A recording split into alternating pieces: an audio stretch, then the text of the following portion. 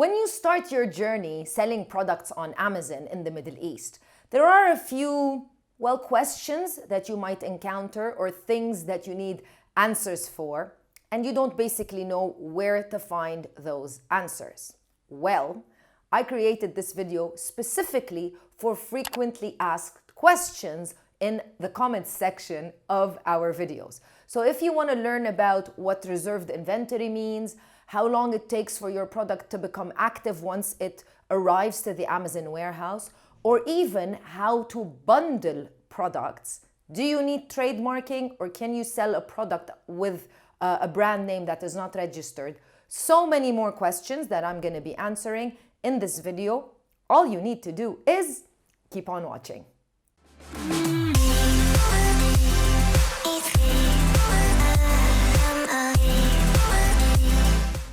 If this is your first time watching a video on this channel, hi, my name is Crystal. I'm the founder of Amazon Sellers Society. Primarily, we help entrepreneurs, small businesses, medium businesses, large businesses, all businesses sell successfully on Amazon in the Middle East. If you want more information about our business services or our membership, you'll find all the links in the description box below. So there are a lot of random questions that you might have, especially when you do start selling on Amazon, or maybe also prior to launching your products on Amazon. So those questions or those things that happen when you start selling, you don't have answers, you just are curious and you want to know. So this video is basically inspired by you guys and everybody who leaves us comments to our videos. So I'm going to be answering the frequently asked questions in no particular order. So keep watching till the end. 6 questions I'm going to be answering. Let's start with question number 1. How long does it actually take for my product to become active once it has been received at the Amazon warehouse?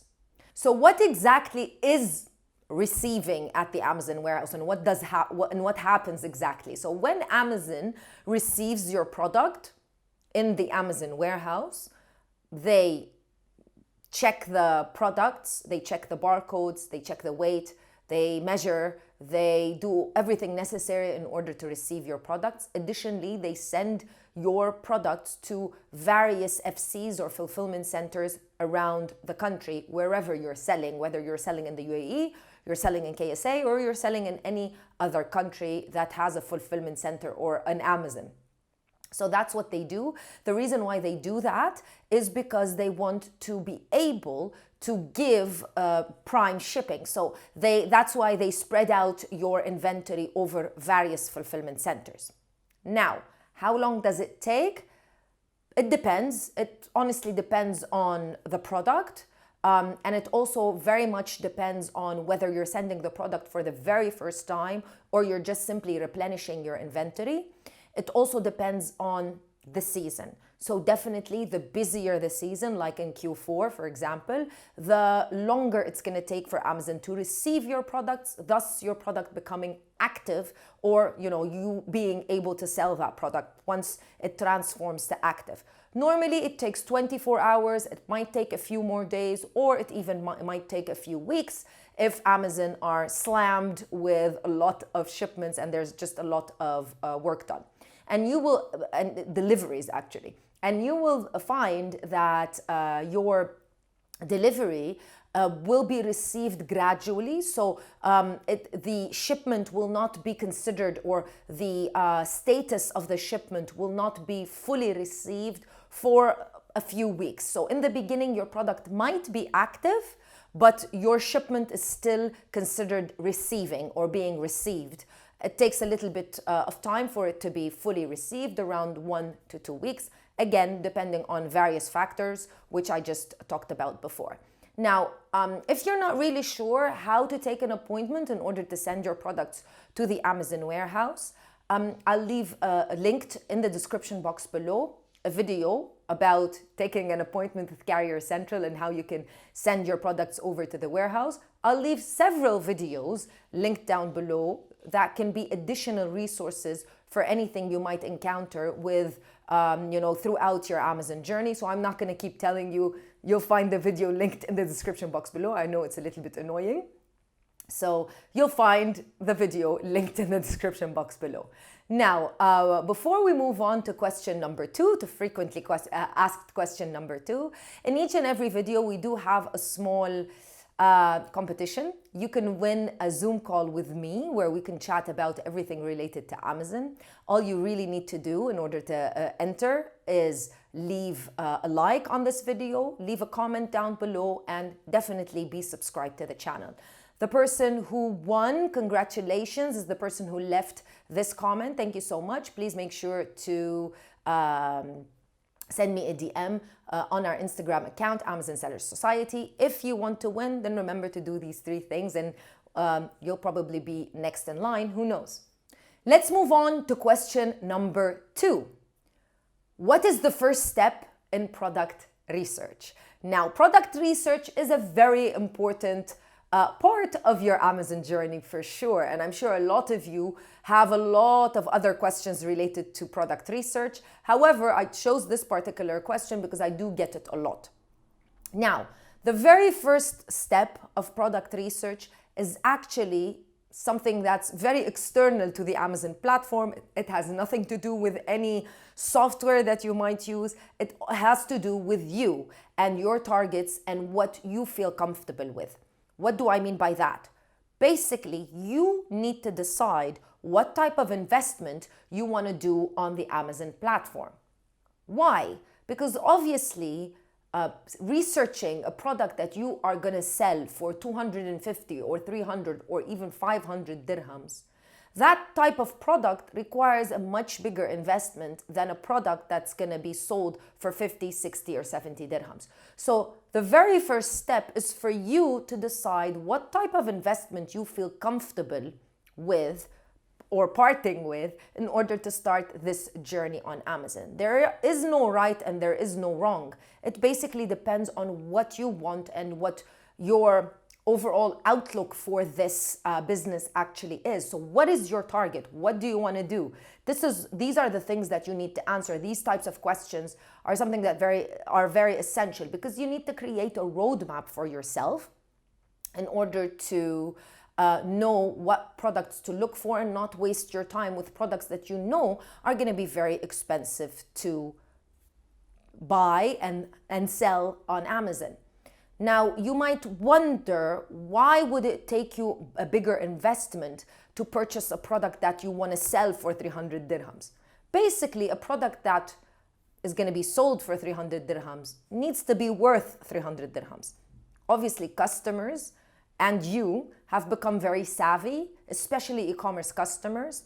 It's not easy to get them a product for like 11 dirhams and sell it for 250. That doesn't exist anymore. We live in a digital age where it's very, very easy for customers to figure out what the actual price of the product is or what the fair price of the product is, unless you're creating a brand new product. And that is not something that you want to do on the Amazon platform. The idea of Amazon is that we sell everyday products, but we sell them on a platform that has a lot of traffic and on a platform that has a lot of loyal customers, thus making it much easier than having to sell it on your very own website or on social media platforms, for example. So with that being said, you need to decide what type of product you want and what type of investment you're willing to make with those products before starting your product research journey. Question number 3, what is reserved inventory? So when you do start selling, you do find in your FBA inventory dashboard a column that says reserved. So sometimes you don't know, what does reserved mean? Is it sold? Is it not sold? Yes, reserved items are technically items that you are not allowed to sell. Why are they reserved? 90% of the time is because basically they have been sold, but Amazon is just putting together the order. Remember, customers don't only just buy your product, they might have bought several products and the Amazon team are just piling them or compiling them together. They're getting other products from different fulfillment centers in order to create one shipment and send it over to the customer. So it's reserved It could be that reason. Your product can also be reserved because it's pending a payment or a confirmation for a payment. Maybe the customer has an issue with their credit card, something like that. But a reserved item is a product that cannot technically, it's basically been removed from your stock. So you technically cannot sell it. And yes, it should be something that has been already sold and it's just waiting to go to its new home. Question number 4, how do I bundle products? Bundling is a very successful thing to do on Amazon because it can help you dramatically change your product and add more perceived value. You are adding value, but it's more of a perceived type of value as well. Whereas customers can see that if they purchase your product, they're going to get an additional product with it for just a small amount of money, or maybe even for the same price, rather than buying the same product from your competitors and just get one product. So bundling, it's an easy thing, the first option, if your supplier has the 2 products that you are bundling together, or 3 or 4, or as many products as you want. So that would be fantastic because they can easily bundle them together, put them in one package and send them over to you or to the Amazon warehouse. Or you might find a different product for a different supplier. Let's say supplier A and then supplier B. You send your products from supplier A all the way to supplier B, and you negotiate with supplier B to bundle them together for a low price, and then they do the rest and they basically ship the products over to the Amazon warehouse. Option number 3 would be to use a prep center. I will leave in the description box below 2 prep centers which I recommend that you work with in the UAE. If you want to do that. So you send both products individually to the prep center in the UAE and they bundle them for you, obviously for a fee, and then they stick barcodes and do everything that needs to be done, and then they are sent over to the Amazon fulfillment center or warehouse. So obviously the easiest thing would be to do number 1, which would be buying products from the same supplier, but that's not always correct because sometimes you're bundling something that's completely different, or maybe you find a much much better price with a different supplier. So don't always go for easy, go for what is more profitable and more and something that adds more value to your customer, because in the end we want to make our customers happy. Just to let you know, Amazon in the Middle East does not do bundling for you, which means you can't send the products as is to Amazon and ask them to bundle them together and send them over to the client. That doesn't work in the Middle East, so you will need to use a prep center or your supplier. Now, another question that I do get a lot, should I list the product first or should I do my order first? So which one comes before the other? It's very important, especially if you're a new seller, to list the product before you actually finalize the order with the supplier. How come?